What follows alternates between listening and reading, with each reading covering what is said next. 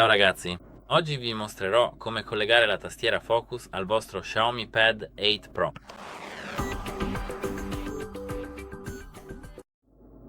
Quindi, per prima cosa, preparate la vostra tastiera, e questa è la mia. Ora lasciatemi allargare un po' l'inquadratura della mia fotocamera e togliere le mie decorazioni da qui.